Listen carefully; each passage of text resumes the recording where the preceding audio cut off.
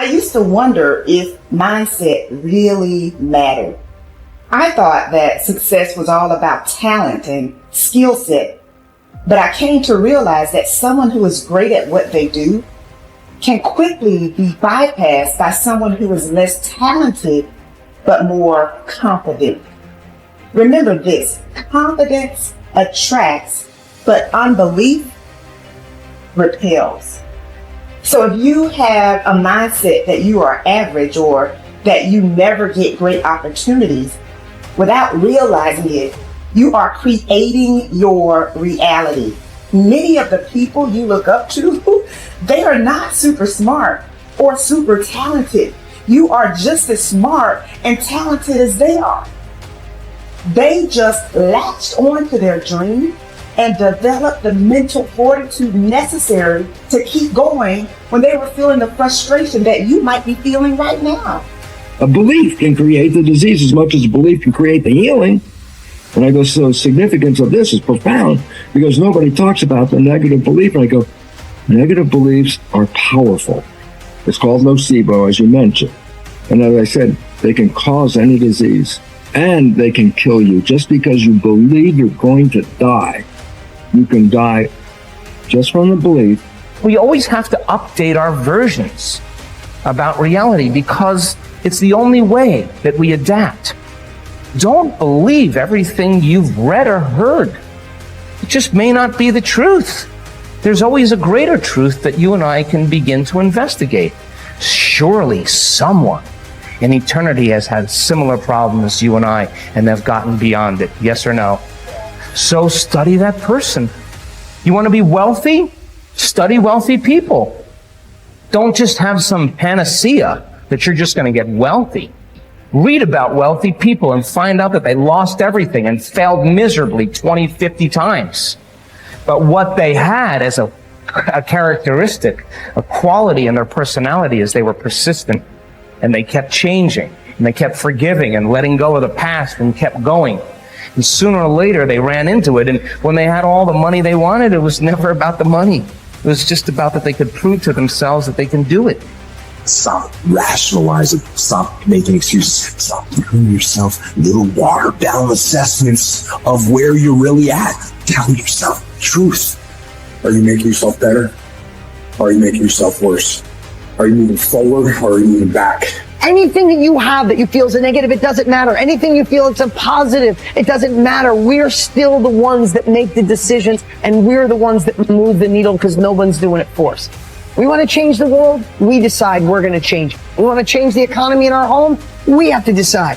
We want to change the amount of time we spend with family or live into our true purpose or be the woman or God or man God designed us to be. No one else is doing it for us. But what we can do is what you're doing. Gain capabilities from people who've already been there.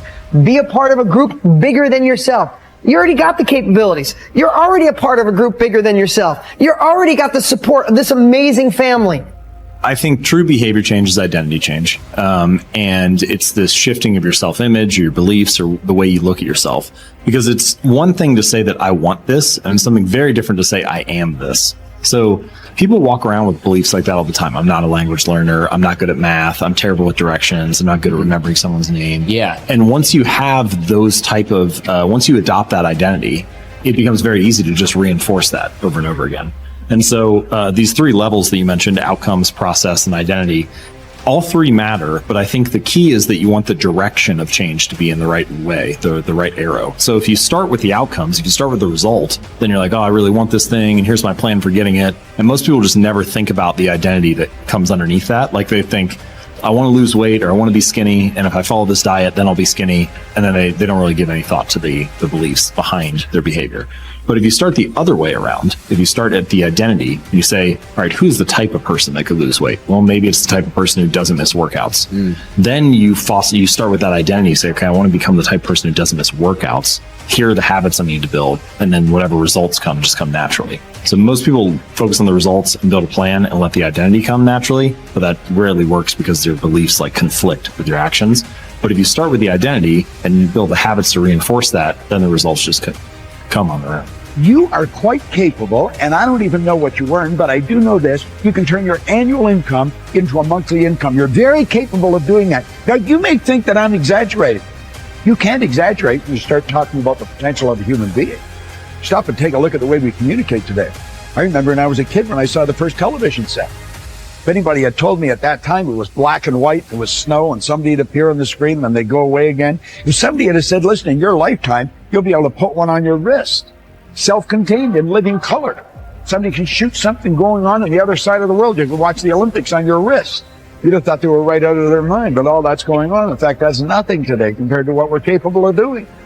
You stick a little camera on our computer and look at the other person and talk to them anywhere in the world. Doesn't even cost you a nickel. Are we moving ahead? I think we're moving ahead at a rapid rate. But I'm going to tell you something. The people that are taking this there are not letting the paradigm stop them.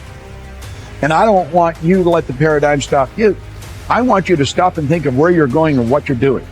And when you go to break out of the paradigm, it's because you're using a bigger idea than what you're conditioned to.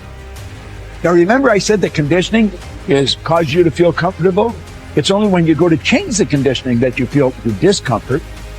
And when you get emotionally involved with it, you can be thinking of the change until you internalize it, nothing happens. But the second you internalize it, everything goes haywire. Why? You're dealing with the central nervous system. You're messing with the paradigm. You've heard the saying, habits die hard. Well, you put 1,000,000 of them together and see what happens. Yet it's like a wall, and you bounce off that wall, and you'll go back and live in your conformed or, state of bondage and justify why you should stay there. Don't let that happen. Absolutely refuse to let that happen. If you've got an inspiration to move, to quit your job, to start a business, whatever you want to do, step out and do it. I mentioned in another series that God's gift to us was more talent and ability than we'll ever hope to use in our lifetime. And our gift to God is to develop as much of that talent and ability as we can in this lifetime. The future belongs to the risk takers, not the security seekers. Life is perverse in the sense that the more you seek security, the less of it you have. But the more you seek opportunity, the more likely it is that you will achieve the security that you desire. Whenever you feel fear or anxiety, and you need to bolster your courage to persist in the face of obstacles and setbacks, switch your attention to your goals. Create a clear mental picture of the person that you would like to be, performing the way you would like to perform. There is nothing wrong with thoughts of fear as long as you temper them with thoughts of courage and self-reliance. Whatever you dwell upon grows. So be careful. And this brings us to a very important mental principle called the law of accumulation. The application of this law is a fundamental reason for success in every field, including yours. This law says that every great life or great career is an accumulation of hundreds and perhaps thousands of efforts that nobody ever sees or appreciates.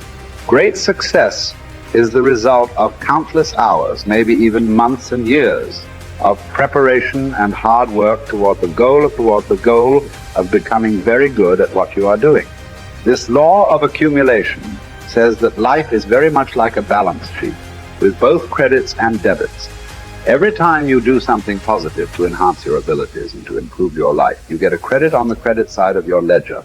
Each time you waste your time or neglect to take advantage of an opportunity to learn and grow, you get a debit on the debit side of your ledger. Here's the key. Everything counts. Everything that you do or fail to do is written down and totaled up on your balance sheet. Everything that you do or fail to do counts in some way. Nothing is neutral. Everything is either moving you toward a better life or moving you away from it. Everything counts.